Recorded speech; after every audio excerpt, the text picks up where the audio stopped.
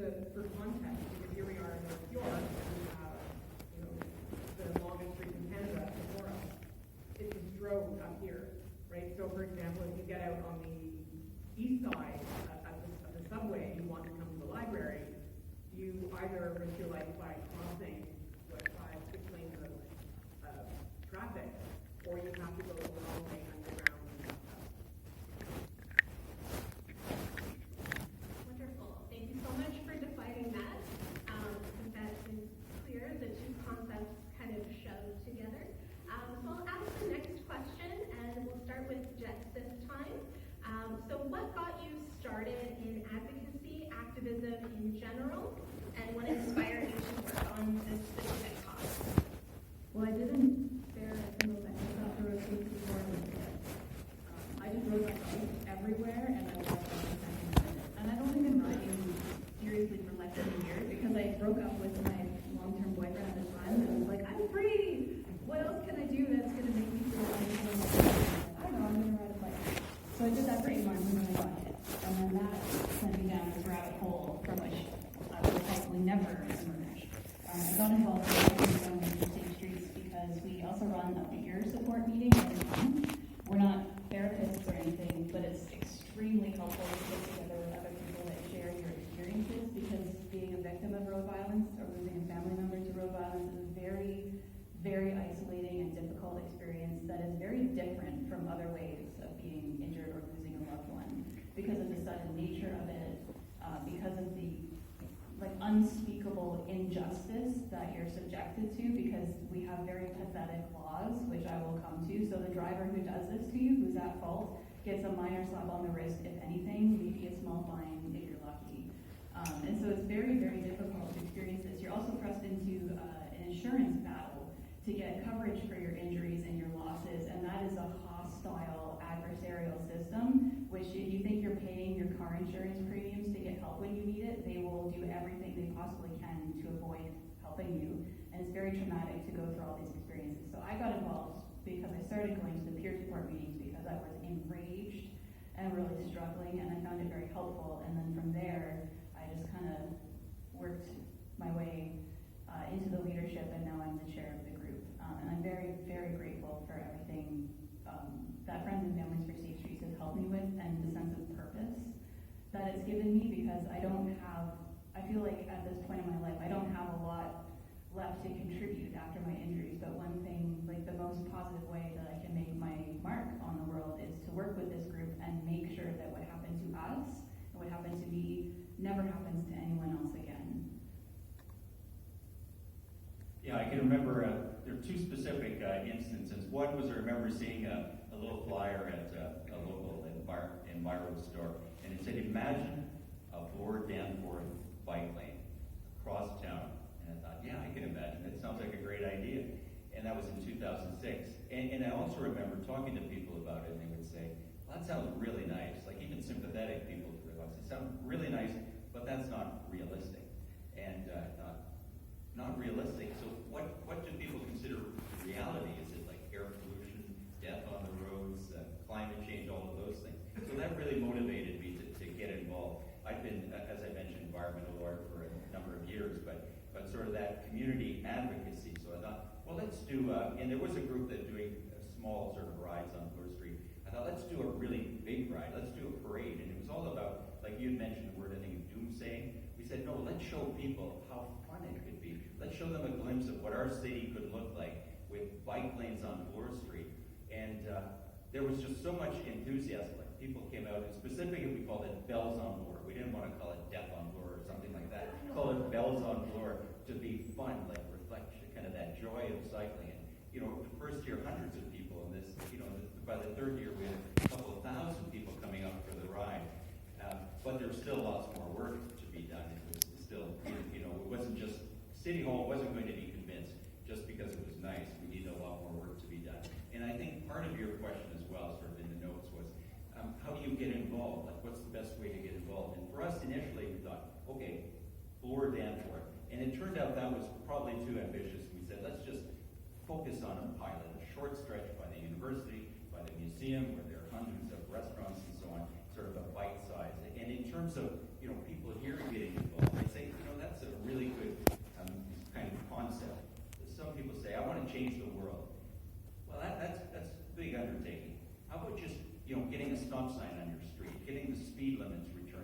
those are bite-sized things to get involved. And for me, just the bike lane involved so many different things you needed to do, but start small, because if we all work on our little corner of the world, then we will change the world.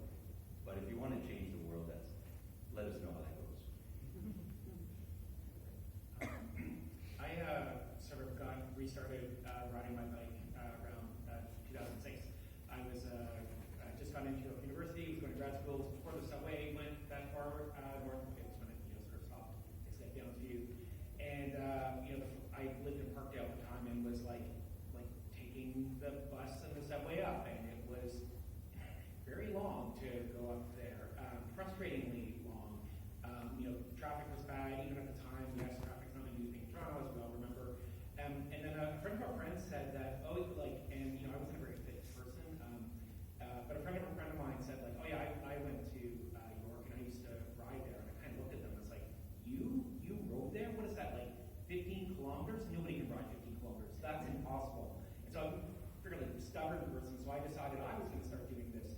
And, it wasn't safe. And, you're being passed by fast cars, you're trying to find routes snaking through subdivisions, but it was still faster than taking transit. And by the time I got to my destination, I felt pretty good. Like I felt, heart was pumping, pulse was going, like felt ready to learn. And this kind of like light bulb moment of like, oh yeah, you can actually ride a bike through Toronto, but you shouldn't have to be half crazy grad student to do it. I joined Cycle Toronto in 2010 as a member. At the time, it was when our then mayor was ripping out bike lanes on Jarvis, and thought this was like obviously appalling, and so flipped down my membership was like $20-30 at the time, and joined that way, and kind of stayed involved in the cycling advocacy space that way until joining the organization in 2020, just ahead of the pandemic. And just a note on that, I actually first came on the organization on a parental leave contract. So the then executive director was going, having her first kid, was going on parental leave, and they gave me this operational plan. Like, okay, here's what we're hoping to do this year. We're hoping to extend the Bloor bike lane a little bit further west from Shaw to Runnymede. That's what we're hoping to do. If we get that done, we'll have it done. I was like, okay, this sounds good. I can't mess this up. It's fine. Of course, there's a global pandemic, and of course, a lot of terrible downside to it as well. But it did really kind of change how I think a lot of people remembered that bikes can really be a tool for urban transportation. And so I think that just sort of really inspired me as well as part of this, and just made me convinced of just how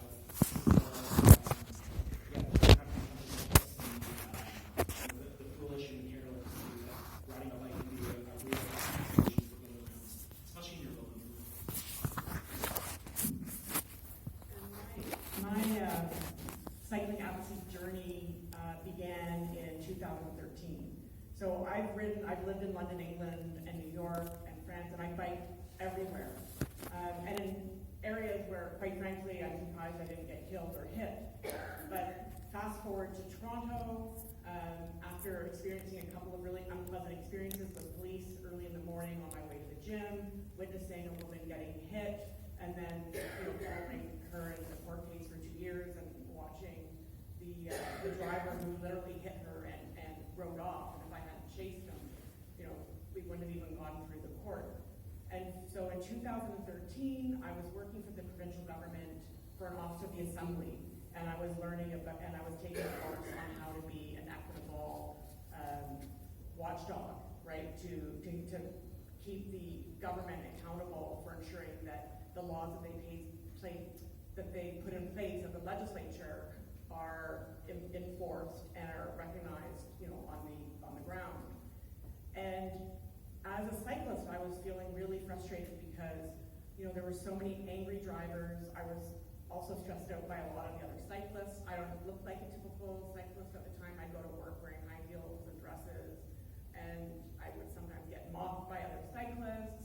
And I found myself getting angry and frustrated. And I thought, no, I'm a positive, happy person. I love biking. I want to be part of this change. And so I've been a member of Cycle Toronto for about, 2 years. And that actually was the year that I started reaching out to see how I could get involved. turn a negative into a positive. And honestly, it's been a catalyst for so much. It's been so wonderful to see how, through advocacy, spreading the joy, educating people, and bringing people along, that really between 2013 and today, even though there are still challenges, which you'll hear about, that really there's never been a better time to bike in Toronto.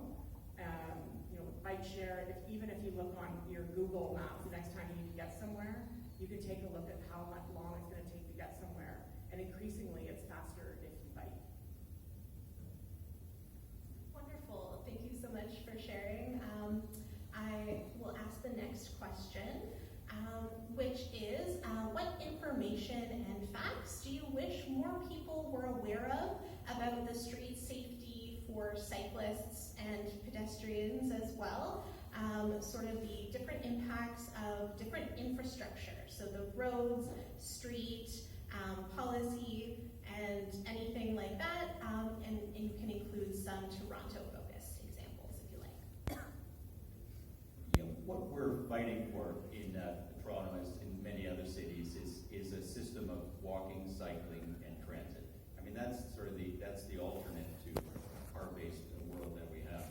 So I would say, in terms of one thing I want people to know, and that's kind of what motivated, part of the motivation of writing my book. How did we get to where we are? Like, you look at the 401 today, it's like 18 lanes wide, right? And you think, how did we get there? What were the decisions that we made to say, well, that would be a really good idea to add a couple more lanes or to tunnel under the 401. But the key point is that, and the key sort of learning is that the reason we adopted cars wasn't because it was a superior technology.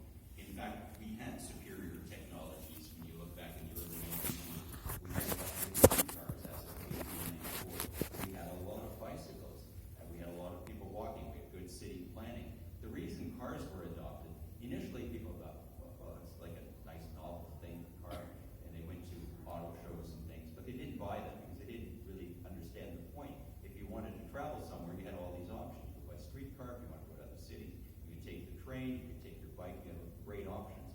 And this is actually what we're trying to get back to today, walk, cycle, transit.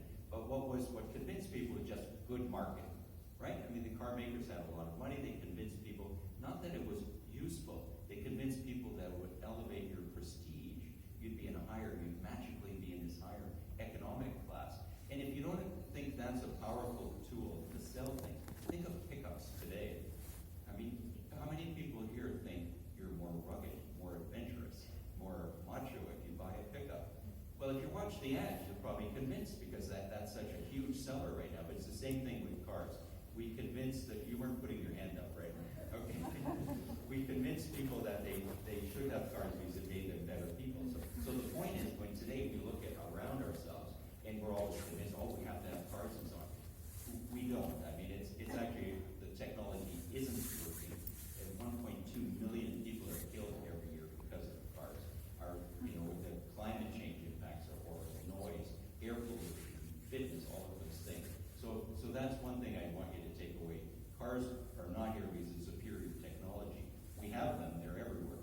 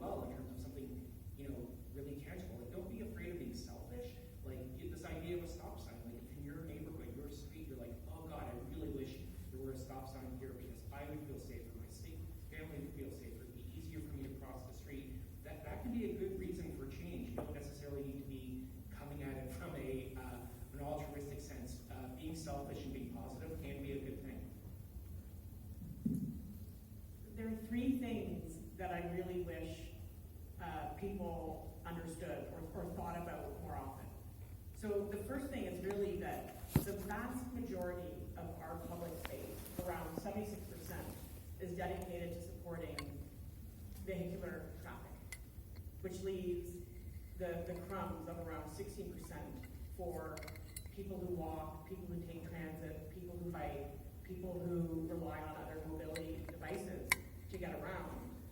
And the reality is that the vehicular traffic in Toronto, so is only about 30% of all trips that take place within Toronto are done by cars.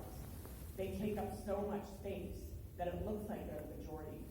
But the next time you're walking, at an intersection, or even anyone who goes to Union Station at the beginning or at the end of the day, you can see the vast majority of people are transit users, walkers, people who bike. And so the importance of making our streets safer isn't about making pedestrians wear bright lights at night or trying to look at the driver in the eye and see if there's a human behind those dark windows. It's really about creating separated space to cater to all different kinds of road users that are traveling at different speeds and with different abilities. So adding bike lanes is just trying to create space and to encourage active transportation. And the same by making some great improvements to the pedestrian route, right? By making those intersections with tighter corners that cars can't turn at 60 kilometers an hour, right? It's all about, the concept is called complete streets. It's not about bike lanes, that's an antiquated argument. It's really about how do we make our most vulnerable people, which are people that aren't protected by steel, to be able to get around safely.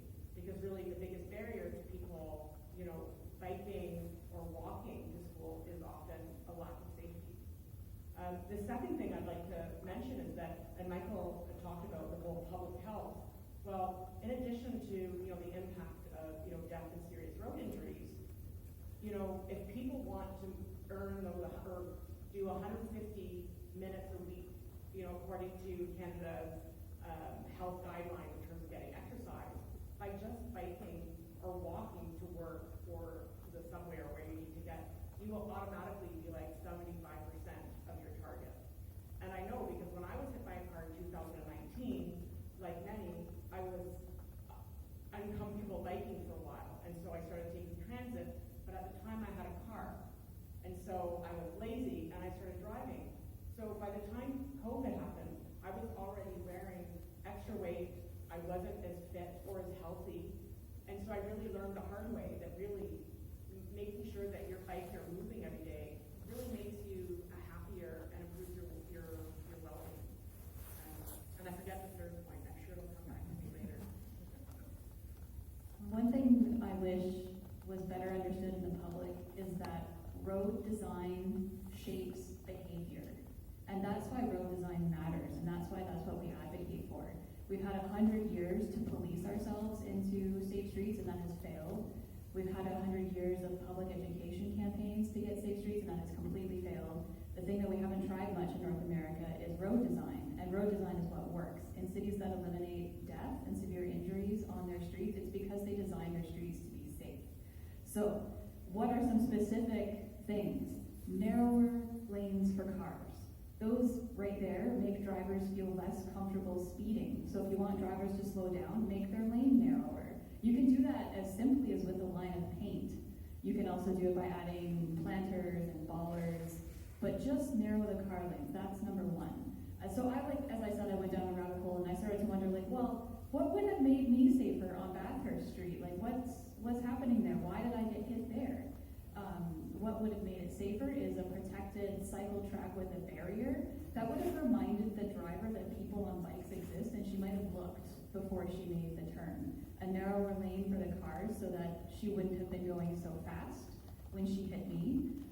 There's also things like raised crosswalks at intersections, because a massive number of people who are walking are hit in a crosswalk on a green light. It's unconscionable. But can you imagine if every crosswalk was a little bit raised up from the level of the street, if it just was the same grade that it is when it's going alongside the street? Because you cross the street, you kind of step down into the road, walk across, and then you go up a little grade and you're back on the sidewalk on the other side. If that just remained continuous at that elevation, Number one, that would signal to every driver that they're entering somebody else's territory. It's not their territory, it's shared. And it would function as a speed hump. So it would slow them down at every crosswalk. And then if collisions were still happening, they would be nuisance events at slow speeds. They wouldn't be devastating, fatal, and severe injury inflicting events. So that's one thing that I wish I could just have a megaphone and just like, everybody understand this. We're not building complete streets to punish motorists. We're doing it to save lives because those designs save lives. And another thing, I just get so frustrated when I hear people pushing back on complete streets designs and saying, I saw a cyclist run a stop sign that one time, and you bikers, you don't get one more centimeter of bike lane until you all behave all the time to like my standards. Like, we're never gonna get anywhere finger wagging at other individuals. Vision Zero, the program that works, the program that changes our street design, it's about a system level change. We need to focus on the systems. We need to have safe systems. We can't possibly go around denying infrastructure because somebody got annoyed at a pedestrian looking at their phone once, which is what I see so much of in public discourse about road safety. To really get there, we need to change the way our system is designed. All right, Allison, did you think of your last point? Oh, I did actually. Thank you for asking, Jared. One, we are all born pedestrians or humans, right? So when people start trying to putting us into a category, we're all humans. And so we all behave differently throughout our day. We will not always choose the best behavior that benefits people around us. But we're people. We're not cyclists. We're people who bike, right? People who walk or take the street, they deserve to have the same consideration as people who can afford. Great. So I'll move on to the next question. And I see a hand in the audience. I will have a... yes, we will have a question period. So my apologies. I will take the time to let you know the agenda now because I completely forgot to say that at the beginning. My apologies. So after the panel, we're going to do a group activity where people can split up into different topics. We have some on cycling, walking, children's safety, as well as a focus on infrastructure and more specifically, and driving as well. So sharing the road as a driver or a motorcyclist based on the Vision Zero and Toronto safety guides for different activities. So those are going to be the different groups that we'll have later on after the panel, and then after that we'll regroup for a Q&A, sorry. Thank you so much. My apologies for missing that. Great, and now I'll ask the next question. So specifically thinking about advocacy and activism for a specific cause that you care about, I was wondering what changes have you seen come from activism or advocacy, and what are your favorite wins, so to speak? This can be something your organization, a different organization, or even something historical that you're interested in. I'm going to answer the last part first, and I'm going to flash forward into the future, like, I don't know, let's say 2 weeks from now, after Cycle Toronto has its charter challenge on April 16th, and we get a verdict back from the judge that the legislation that the province has, that has 19 kilometers of bike lanes in Toronto, actually our busiest bike lanes in Toronto, is deemed to be against the charter, and the province has to back down, and we keep our bike lanes. That will be the greatest, happiest, well, definitely in terms of cycling advocacy. And sort of in the lead up to all this, I think it's just sort of thinking about how change is both like really fast and really slow at the same time, and how it's like just sort of really important to, especially when you're in this space, and in some ways we all have the passion to be doing this, is you're never is safe now, or it's healthy now. It's continually having to move forward, continually having to change, to readapt, and sort of realizing too that I think, in some ways, the progress that Toronto made through its cycling infrastructure, during the global pandemic, in part fueled because, the city was being pressured by advocates to do what other major cities around the world were doing, like to accelerate their cycling networks, to connect their cycling networks, to make it easier for more people to choose to ride a bike. One of the things that happened in Toronto is we had this massive boost of bikeways, comparable to what other cities did around the world, around 40 kilometers, give or take, in case of Toronto State,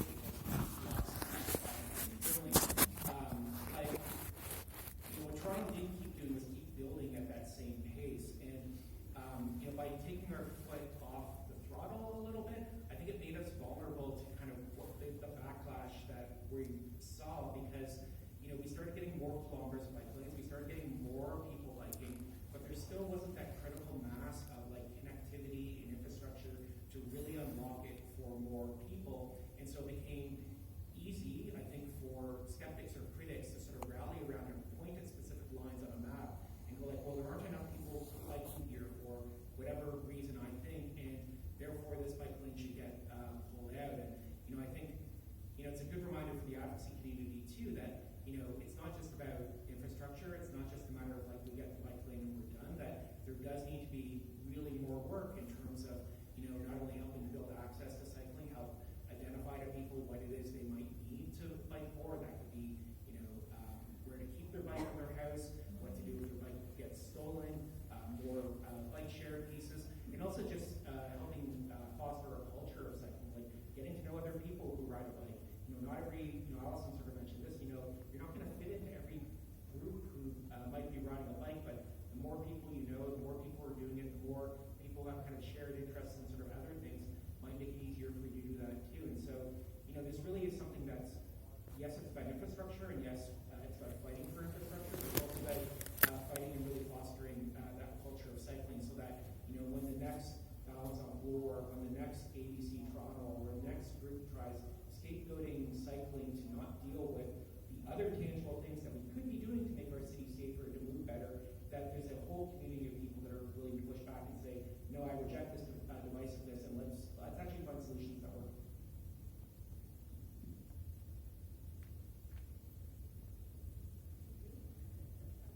Oh, sorry. So I'm going to draw on, one of the things about advocacy, because I think I really want to talk about that importance of acting locally, think locally, act locally, is really trying to bring people along with you. And so I'm an extrovert. When I really love something and I've benefited from it, everyone that I meet will hear about it. And I will try to encourage them.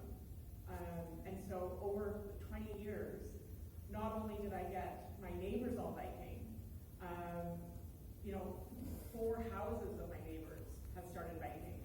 And part of that was I was able to succeed with the whole families. When Michael mentioned, during COVID, one of the things that the city did was roll out some innovative program under Active TO, which suddenly opened up our streets for people to get out and be active. And it was because of that I was able to get my neighbor's wife and 2 children out on a bike. And partly because not only were there safe lanes that I could say, hey, I've got this route for us, it's super safe, we're fine. I also took them with me. And it was wonderful. It's a game changer, because at the end of the ride, my neighbor's wife, Bobby, she came up to me and she goes, now I get it. She said, I see you biking, coming and going, wearing all kinds of different clothes. You're always smiling and happy, and now I understand. That was such a joyful family outing. My kids were happy, oh my goodness, I didn't know, how did I know that Ella, age 8, would be happy biking for 12 kilometers? And so really it's all about opening up, helping, and bringing people along. And so whether you'll hear mentioned at the intro, between the different kinds of advocacy, whether it's quiet or loud, and there's a mix, and even as advocates, we go through different periods, because sometimes, as Michael said, there's always something to advocate, and sometimes it can stressful, but it doesn't mean that you stop advocating in different ways, and it doesn't mean that you're not gonna come back to it. So it's really just, thinking about how you can bring people along, and also find a solution for what will help you. And so when I began advocating, it wasn't because I was thinking about really anyone else. I was thinking about how do I make my daily commute more enjoyable and less stressful. And hey, if that's gonna benefit me, then I imagine it's gonna benefit a lot of other people. And so just in terms of a big impact and other kinds of advocacy adjacent to cycling that connected is environmentalists. So in 2019, thanks to the efforts of a lot of environmental advocacy organizations, the City of Toronto announced a climate emergency for Toronto. And that led to the development of the ambitious Transform TO Net Zero plan. And one of the things that benefited the boom of cycling and the expansion of the cycling network is the fact that one of those goals is getting 75% of all trips in Toronto of under 5 kilometers to be done by active transportation. And so that's an example of how different advocacy groups that share objectives can work together to help advance change in policy and priorities. One change that I appreciate, and actually first I want to say that there's so many advocates in the city that I don't know that we can, any of us, take like really all the credit for any wins. I don't think Friends and Families for Safe Streets can take a credit for like any particular infrastructure change, for example. And when I got into advocacy, I was like amazed at the quality of the advocacy going on and the people who were doing it. When I started meeting more people, I was like, oh my God, like you know so much and you're just doing all this for free? I'm like, what? That's amazing. And I'm just like really happy to be part of this community now. But the change I've seen that I really appreciate is I think the public sentiment has really changed and is becoming less pro-car overall. So for example, like the neighborhood Facebook pages I'm a part of, someone will groan like, oh, the speed camera's a cash cow and but then now there's pushback. There didn't used to be. Now people are saying, well, actually kids walk to school there and you don't have a right to speed, so like, shut up. And it's really refreshing and delightful to see that attitude change in the public. And a smaller win for Friends and Families for Safe Streets, something I've been able to do in the last year or two more, is go to trials with families whose loved ones have been killed against the driver who killed their loved one. And just be there as a person in the room who cares. Because if you're going through that trial and there isn't actually someone who shows up, you think that nobody cares. Because there's not necessarily a lot of media attention on it and nobody else in the public is there.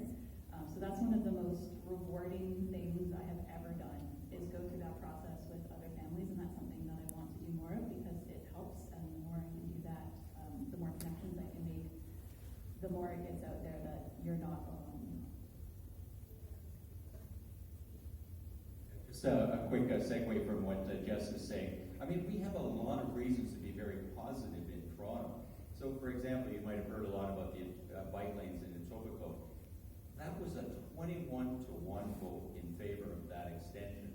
And the only reason that it's sort of controversial, so to speak, is because Doug Ford thought it was politically astute of him to take on this issue, because his audience was not Toronto. He would lose in Toronto, and of course he was defeated in Toronto when he ran for mayor.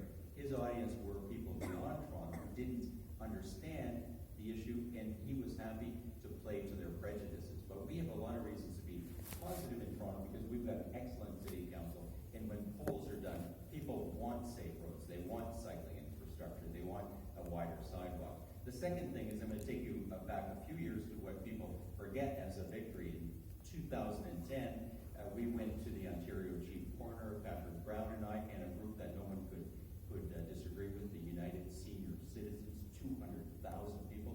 So we said to them it had been a really bad year for pedestrian and cyclist deaths. We said to the coroner, you need to do a death review of pedestrian deaths, cycling deaths.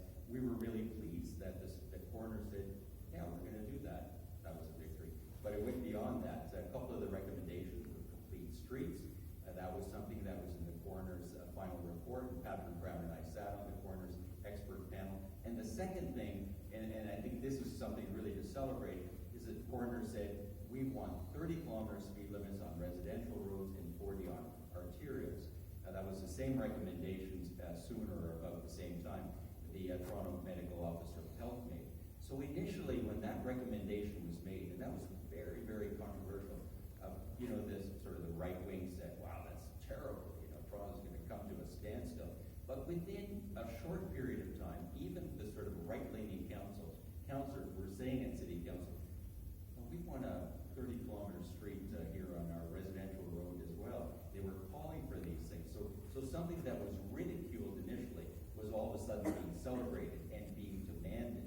So that controversial position now is people generally sort of accept that, yeah, it makes perfect sense, and that's sort of central to the Vision Zero plan and to complete streets. So there is a victory, and one that shows that sometimes it just takes a question of people being willing to say it, right? Whether you say bike lanes on Bloor, that sounds very realistic to me. You need people to say it, and then other people feel emboldened by that. Lower speed limits, that makes sort of the smart people were saying, no, that doesn't make any sense. The community was saying that makes sense, but it took somebody to say it. The Ontario Chief Coroner from a medical officer of health, and then people had license to say, yeah, that makes a lot of sense to me too, because the people walking on the street might be my children, might be my parents, might be me. That makes sense to me. Wonderful. Thank you so much for sharing. So the last question is, what are you currently working on or hoping to change? I know some of your current actions have been mentioned, but also are there some small, local, or community actions that you're working on, as well as large ones? And how would you recommend a general person, maybe who's working around their full work week, might engage? Am I ready? Who's ready?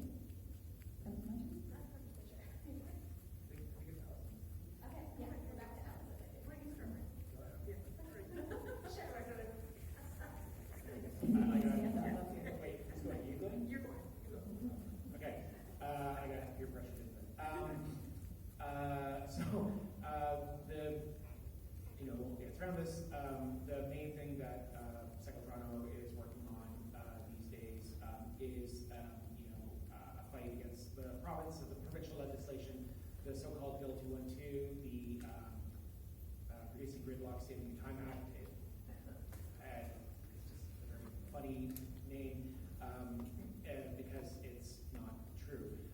And again, just to really kind of reiterate this, Albert mentioned about the success of the Bloor West Bikeway extension. What an overwhelming margin it was voted on by City Council. In my earlier times in Cycle Toronto, I remember, council votes on bike lanes being like nail biters. It was being like, oh my God, this is going to pass. And remembering you were really rallying people to try to get there. You were trying to email the councillor to really make sure you had your vote. You didn't know. Honestly, a lot of the time you would not know how these votes were going to go. And seeing the way the culture has really shifted now, that almost regardless of people's political orientation, that most people now are voting for this infrastructure. Not all, but most people are now voting for this infrastructure. I think does sort of show that things really are changing in terms of the public parlance. But in the case of Bloor West, though, this idea that we could kind of let this conversation kind of degrade into these sort of issues, these kind of these things that are sort of actually really dividing us.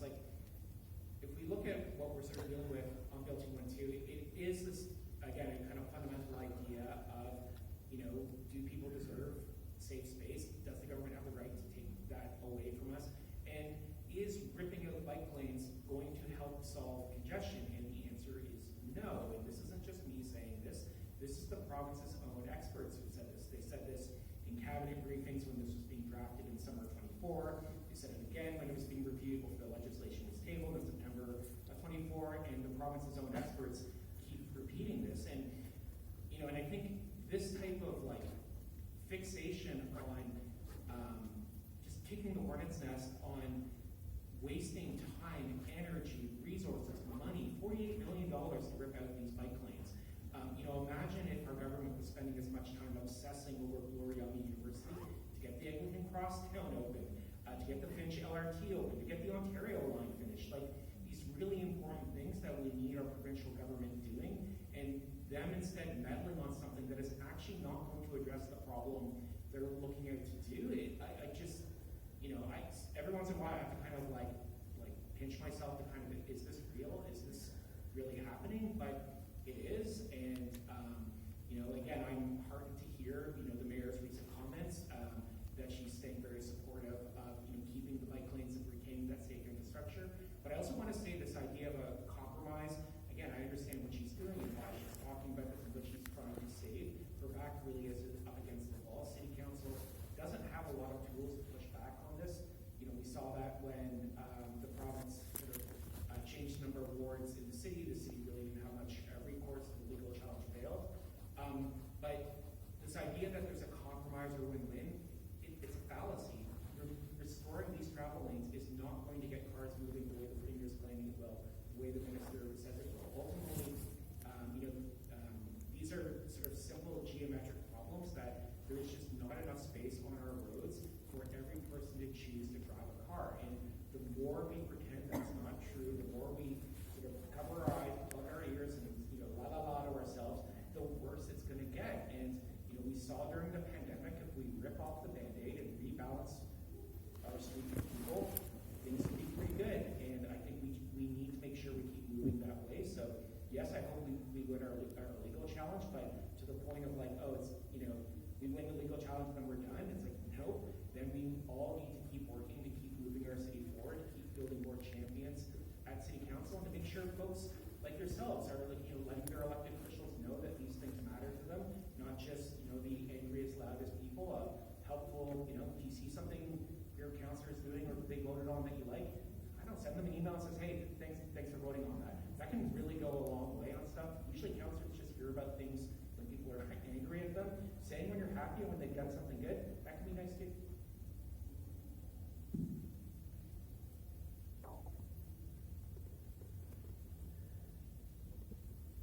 I can go next.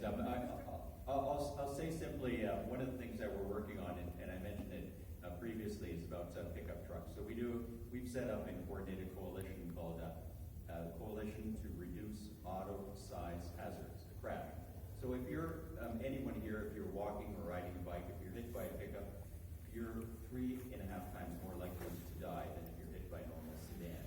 If you're a child and you're hit by a pickup, then you're 7 times more likely to die than if you're hit by a sedan. So it seems to me that this should be obvious that this is a big problem and we need to act. And a lot of people were saying that, boy, this is really bad, but no one was doing anything about it. So we set up this coalition and put out a report focused on law reform at 3 levels of government.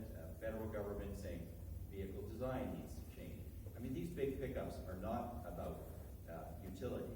We talked about utility earlier. Think about an electric pickup truck. What do you think is in this huge front end? Which is the problem? It's the height of the front end is the problem. What do you think is in that huge front end? Nothing. They're selling you sort of that ruggedness, the modularness, and all of that. There's nothing in the front end. And it's simply a design feature, but it's a lethal design feature. So at the federal level, we've talked to bureaucrats. They've said, well, we're an integrated market. Well, they're not going to use that anymore, I think. And at the provincial level, said, you need so design changes are possible. At the provincial level, we say, reintroduce your registration fees and do it based on safety, climate, so on. Higher requirements in terms of your driver's license and several other recommendations. And at the municipal level, and Jeff Speaker works with us on that as well. At the provincial level, higher fees for parking, better procurement policies in terms of cities. So there are solutions to these things. That is one thing that we're working on. And I'm looking at Peter Lowe, and he reminds me that the real sort of secret to good advocacy, number one, sure, you got to have a good strategy. Number two, you want to build your alliances and have a laser focus on what your objective is. And the reason I mentioned Peter is you have to have perseverance. So much of advocacy succeeds because people persevere. And Peter was involved with Bells on Floor since almost the beginning in 2007 and continues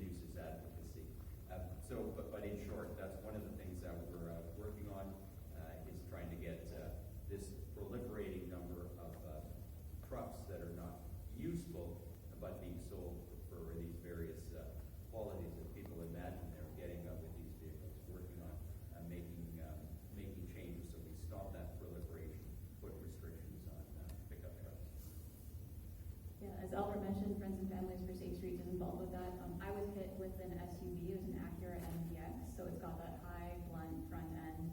And I, in fact, you can't really see this where I'm wearing pants, but I have dents that slash across my thighs from where the front end of that SUV hit my legs. And I wouldn't have had that if it wasn't an SUV that I was hit with. That is like one of the most dangerous consumer products that is sold and operated in Canada. And in fact, I think it's outrageous that it is allowed to be sold and operated in Canada. We have a government that will recall zucchini pasta out at the supermarket over like listeria or salmonella concerns. But here you have these vehicles that are grossly disproportionately involved in violent death of innocent Canadians, and they're like,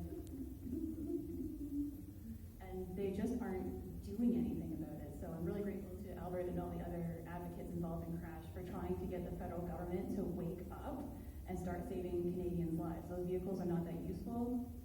Most of their drivers could be driving a sedan or be on public transit. They're just stupid for the most part. Sorry, it's just true.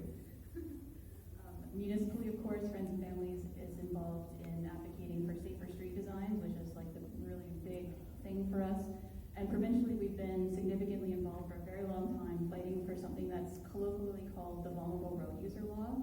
Because as I mentioned earlier, if a driver kills your loved one or severely injures you, you don't get any justice. And why is that? It's because those collisions tend to fall under the Highway Traffic Act. That's the piece of legislation with like 2 exceptions, or maybe there's 1, dangerous driving. That's a criminal offense. Everything else is a trivial provincial offense. That doesn't really mean anything if you're convicted. So drivers are convicted of charges like mine was convicted of improper use of a turn signal. She received 0 demerit points and was fined $300 for destroying the life that I was building. That was what the justice system thought that I was worth.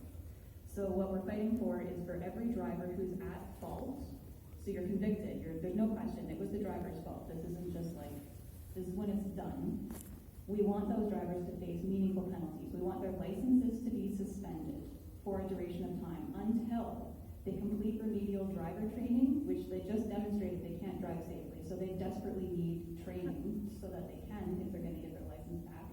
We want them to complete community service related to road safety, to drive home the gravity of what they did. Because I suspect a lot of them are in denial.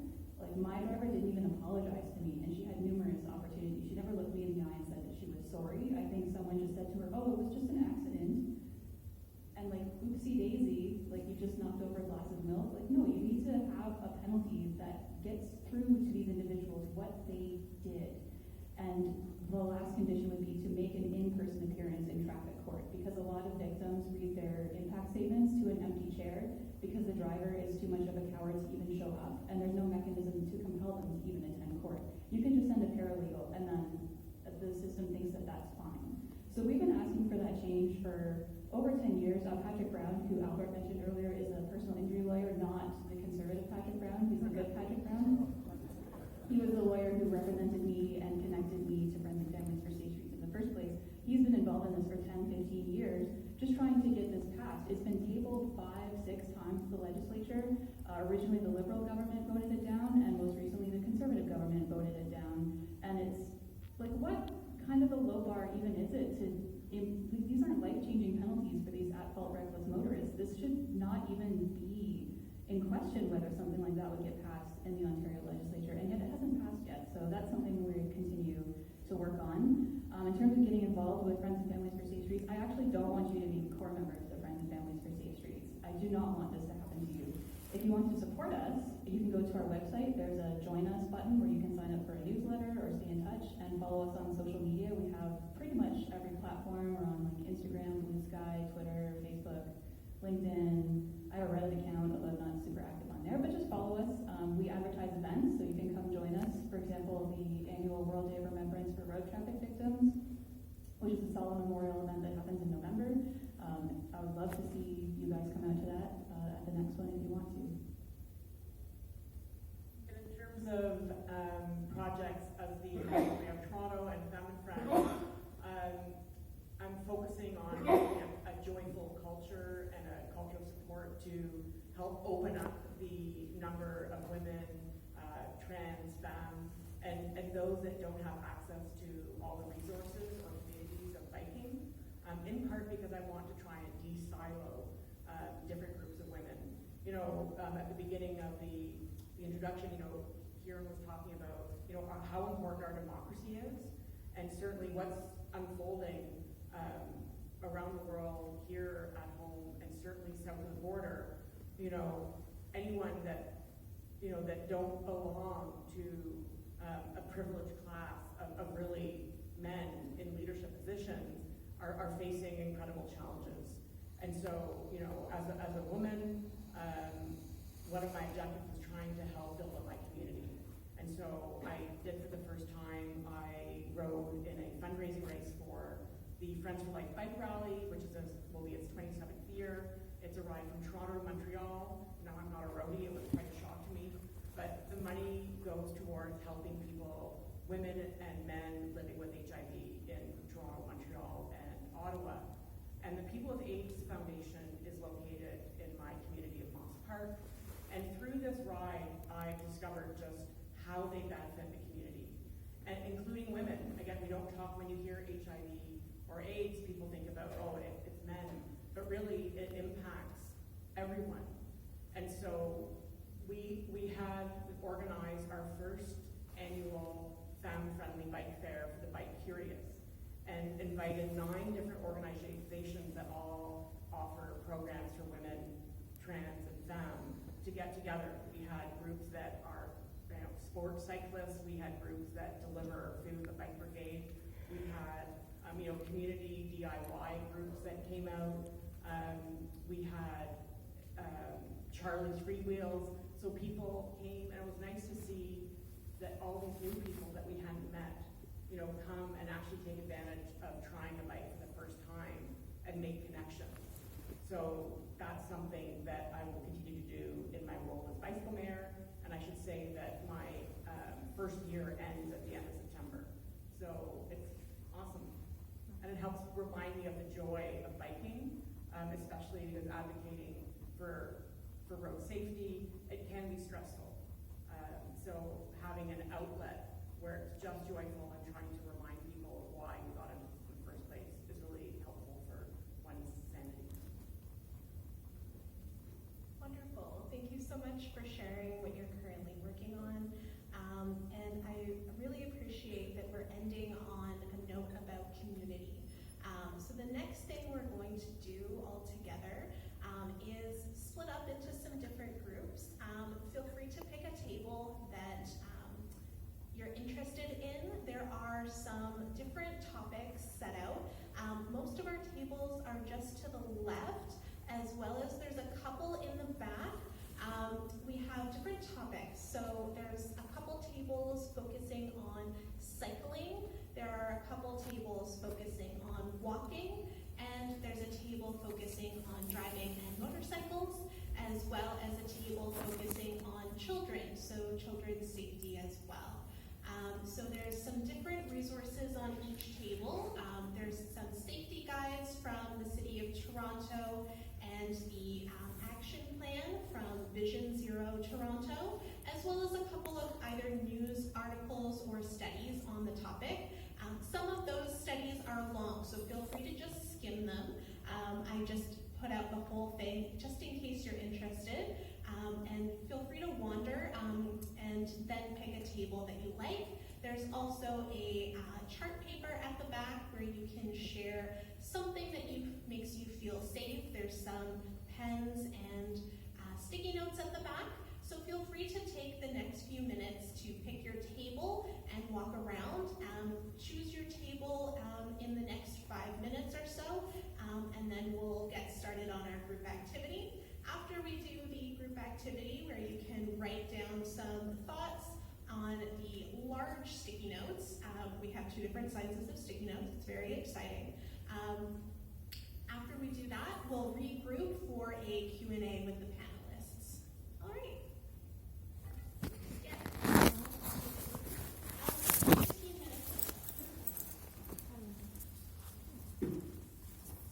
Last couple minutes before we hit 4 o'clock and do a very short Q&A with our panelists. I think we only have time for about 3 questions just before we run out. So I'll get everyone to come back and and our panelists to come back on the stage. And then we can I think we'll grab one of the mics from the panelists quickly. Shelby, if you don't mind coming up. Oh, amazing, we have an extra mic. Okay. So amazing, thank you so much for participating in the group activity. I was hearing some amazing conversations. And it looks like we have a question right up front, so I will bring you the first mic. I don't know if, while we're waiting, panelists, you have anything you wanted to share briefly about the conversations? My name is Ron, I'm a cyclist, I'm a member of Toronto Bicycle Network. I'm also a driver, I'm also a So what I welcome your statements about infrastructure here, because I think from the second largest city in Serbia, we have more than 140 kilometers of bicycle lanes. On the other side, on the Danube River, and it's a flat terrain, and it's a very beautiful city and very safe to ride over the river. I welcome, and I also think that infrastructure is very important for safety. But I want just to make a statement that our police in Toronto does zero traffic law enforcement. On a daily basis, I have a list of the traffic violations. On a daily basis, I see all kinds of traffic violations, and they do nothing whatsoever. And I think the driving culture is very poor in this city. Not only drivers, but also cyclists sometimes do not point their direction. Pedestrians cross on the red light. They do jaywalking, especially St. George Street, like the university campus. They just do jaywalking across the bicycle lanes.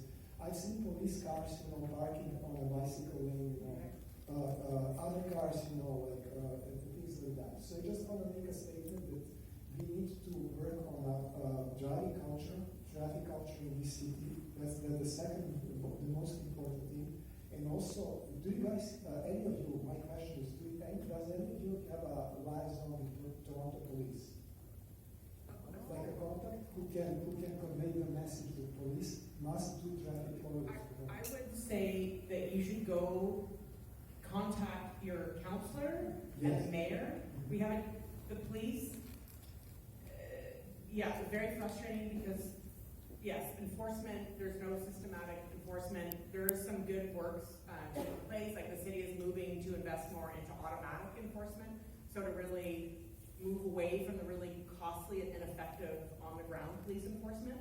But the reason infrastructure becomes really important is to make sure that everyone has space where they can get around. So part of the conflicts and why people are behaving, right? Why you may see a cyclist on a sidewalk is because, oh my God, the road is so unsafe.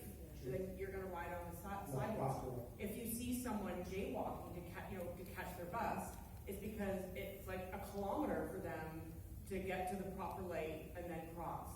And so for people who have mobility issues, it's really frightening. And for example, every time I go to Scarborough, I shudder when I see elderly folks who are trying to rush to get to that bus or their community center. And so really the solution really is removing the need for enforcement by creating and designing our streets. Yes, that's number one. Number two is law enforcement, because I can tell you that being a cyclist, I need to be a mind reader. Every cyclist in this city needs to be a clairvoyant, to be a mind reader, because 90% of the drivers, they do not point their direction. It's very dangerous. It's extremely dangerous. So that's it. Can I respond to this as well? Again, joining and tracking on the police, and also explain why an element of harm that I hadn't been exposed to before I got involved in this work. So the police significantly reduced their rates of traffic enforcement in about 2013 because they did not get a budget increase that they asked for. So it's kind of like a silent strike.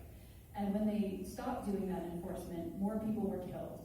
You might have heard the name of the epidemiologist David Fissman during the pandemic. Before the pandemic, he did an analysis on all of the crash data for Toronto and found that around 140 extra people were killed. And it was attributable to that decline in enforcement. And the police, they keep these loved ones die, an increasing number of crashes. This could even include me. I was hit in 2015 and they stopped in 2013. Maybe if the driver who hit me had had a more recent pullover, she would have been on better driving behavior. So I'm white hot enraged at that, but I don't want more police enforcement because the police are racist and violent and dangerous. And I do not want my safety to come at the expense of anyone else's safety.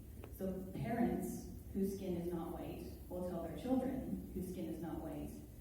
Well, what they don't tell them is go find a police officer if something weird is going on, you'll be safe. They don't say that. I got that message when I was a little girl because my skin is white. Other parents don't say that to their kids. And so I think, I guess maybe this goes back to the question of what do you wish more people knew, is how racist and violent and dangerous the police are. If they pull you over for a traffic violation, the odds of you being a victim of brutality skyrocket when your skin isn't right, when your skin's not white. And I think that's abhorrent. They take $1.2 billion out of our municipal budget every year, just hoover it up like a vacuum, and what do we get for it? Very little. And I would love to see them detasked from that role because we just have safe streets and they're redundant and not necessary because we've designed our streets to make dangerous driving behavior impossible or very uncomfortable. And love to see that money reinvested back into Vision Zero. So it is deeply frustrating to watch a cop do a FIDO, which is F it, drive off. They watch people break the law and they're just like, F it, and they just go because they don't want to do their job. That's infuriating, and also we should not have them involved in traffic enforcement. That's my take. We talk about Hyde Park. Like you don't even need to be racialized, targeted by the police. Oh, I mean, I think there are definitely challenges too. I mean, certainly in the case of, not to make this back into Toronto, but certainly in the case of like looking at police enforcement issues in Hyde Park, Toronto. Again, Toronto Police spends a lot of time and energy policing people on bikes, riding through the park versus looking at issues around there with traffic issues. And Parkside Drive, the street right beside the park, consistently has the highest numbers of automated speed enforcement infractions, and trying to get that street redesigned so that it's safer for everyone. It just continues to be like a long, drawn-out process that possibly is at risk now because of the consequences of Bill 212, because the province is saying we need to prioritize travel times, not necessarily safety or not safety. And the police association backed Ford during the election. So that just kind of signals that there's kind of this link between the current provincial government and our bloated law enforcement. All right, thank you for those takes. Is there another question? I will also mention that we are over time, so it is 4 o'clock. So if anyone had time where they needed to do something at 4 o'clock, no one will judge you if you walk out. But we will ask if there is one last question from anyone today. Okay.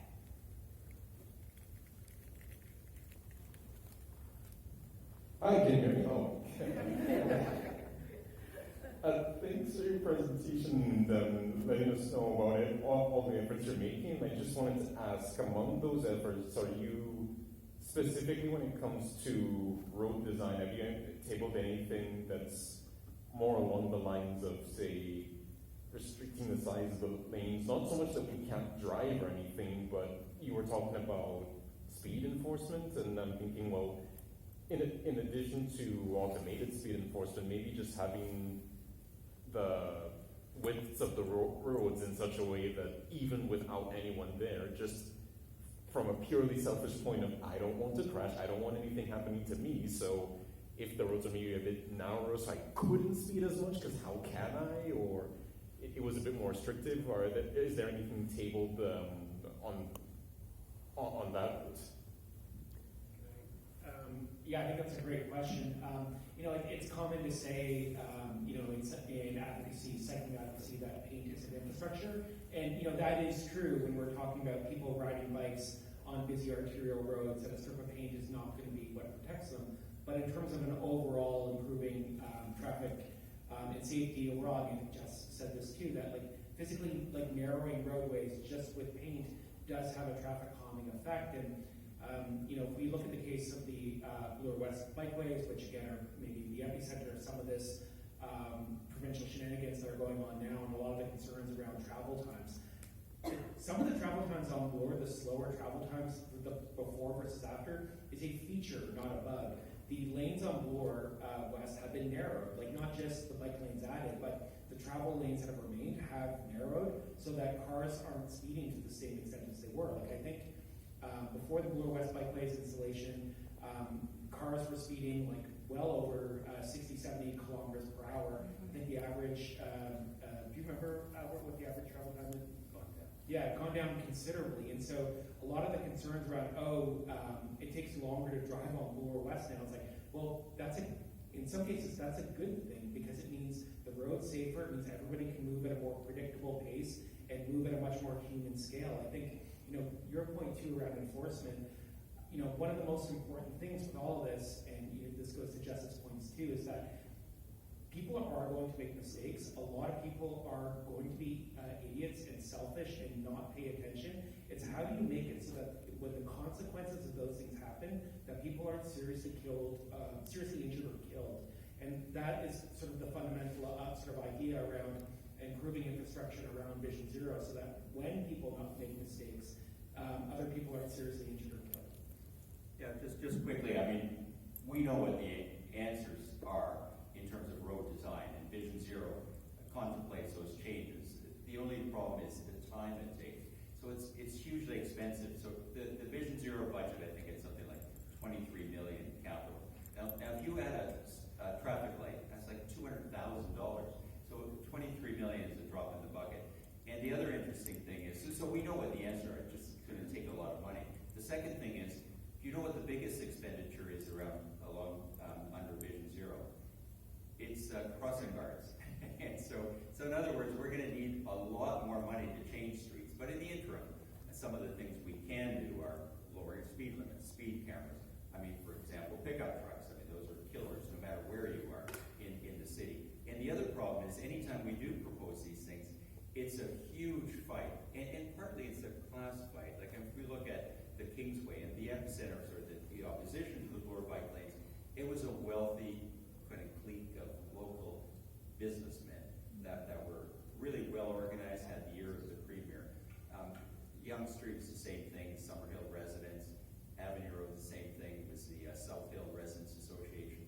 So those fights are taking a lot longer than they should, but the city knows what needs to be done. We need a lot more money, and we need to push back against some of the opponents more effectively, because right now they're not winning these battles, but they're slowing down the victories. I can add something too. There's a whole sidebar here about the design regulations. So there's like this book of design regulations and like how signs are supposed to look and where you're supposed to put them. And one of them governs the width of car lanes. And there's like a minimum width, which is still way too wide. But when you ask for lanes to be narrowed, someone at the city was like, well, we can't do it. It's not in the guidelines. That's too narrow. Or like a bus might want to drive there, like if there's a TTC route, or fire trucks have been a past justification. Although I have to say the fire department is fully on side with Vision Zero. They do not give feedback that impedes the installation of complete streets, because complete streets do not impede the travel of emergency vehicles. But there is that element, and I actually don't know how to go about advocating to change that. So that's a very good question, and there's a whole rabbit hole underneath that about the technical design regulations that traffic engineers follow. And the Toronto Public Library is in possession of an excellent book called Killed by a Traffic Engineer by Wesley, I forget his name. Killed by a Traffic Engineer. Look it up, borrow it from your local branch. It's a stellar book. And hey, because we're here in North York, you should all be reaching out, emailing your counselor, Counselor Chang, and asking her, where you can take adult learn to ride programs. Ask her when the Transform TO project is going to start consultations, because that is a really ambitious project that's been in the works for over 15 years that will help improve this high street, which is a stroke that makes it easier for people to bike and walk and get around. Wonderful. So just to follow up, the Wesley E. Marshall, killed by a traffic engineer, that is listed in our resources sheet that is at the back, where we have a variety of resources, including books, some news articles, studies and reports, and safety resources, some of which we looked at today, but also some sections about how to get involved with advocacy action in your community. Specifically, we do have a link to a form survey that the current, I believe, counselor, Lily Chang, has circulated specifically about this area. There is a poster at the back. It is also linked on the handout, so feel free to check those out and look at the different resources. Selfishly, I will also ask the panelists one last question that was in the section here, which is, what would you recommend people read up on or engage with if they want to learn more, which I believe was slightly answered, but I want to poke at that slightly a little bit more. I've got one that comes to mind. If you have access to YouTube, which I'm sure you all do, there's a channel, it's so accessible and delightful, it's called Not Just Bikes. Just watch those videos. They are so fun and entertaining, and there's so much information in them. He goes through and shows you street designs in different places and compares and contrasts and explains how the infrastructure design change impacts behavior, and it's a fantastic channel, and he pokes holes in myths, and he's humorous. And we were recently mentioned in one video, so I was super chuffed about that. So check it out. And Street Smart. So that's a great accessible book that provides a bit of history about how we went from being able to take, trams and walking and kids playing in the streets to, having to make way for cars. And it's also explained that it covers all like seniors and children and transit. It will get you really excited. You can certainly look at the website, Toronto Community Bikeways Coalition, a lot of resources on there, including our report on pickups, so that's another option for you. That was an opportunity for you to plug your book. Yeah, plug the book. There's Albert's book, which is available at the back. Albert wrote the book. There we go. And then, How much is it, Albert? How much? Did you get a discount for cash for being here? You can certainly buy a copy of the book for $20, which is my cost, so it's a good deal here today. Or you can borrow it from the library. Toronto Public Library has 25 copies. The other one I'll just say as well is podcast War on Cars, which is New York focused. I think though, again, New York is both further ahead in a lot of ways, but also behind in some ways than Toronto. But it does have a very, the title specifically does have a Toronto origin, of course, and the podcast has acknowledged this, that it is a reference to when Rob Ford took office in Toronto and claimed that the, quote, the war on car is over. Oh, and bikemonth.ca, both cycleto.ca, but bikemonth.ca. So Bike Month begins in June, and that's a really exciting time to connect with people who bike, discover biking. It's a city-run program. You go to the website, bikemonth.ca. There's all sorts of group rides. There's an annual bike and work day that is super fun. Michael, was it June 3rd this year? June 4th? And everyone, there are 4 different feeder rides that go into City Hall, where there's a pancake breakfast, and it's just super fun. So mark your calendars this month, and we'll see you there, I hope. And it's free. Wonderful. All right, can I get a round of applause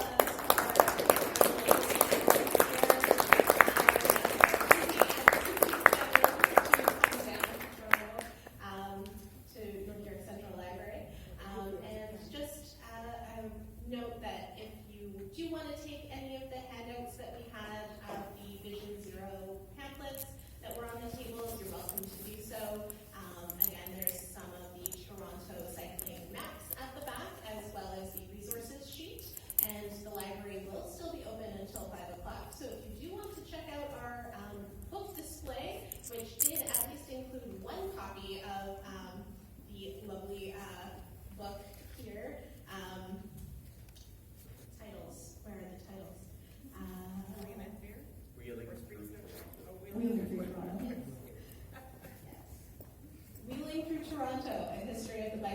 Fastest Riders by Albert Cole. There was one there, I don't know if it's still there, but there are other books on the topic, and design is definitely featured. So feel free to check that out. And yeah, that's it. Thanks so much for coming. And I think we should give the Toronto Public Library staff a hand. This is an incredible event. To know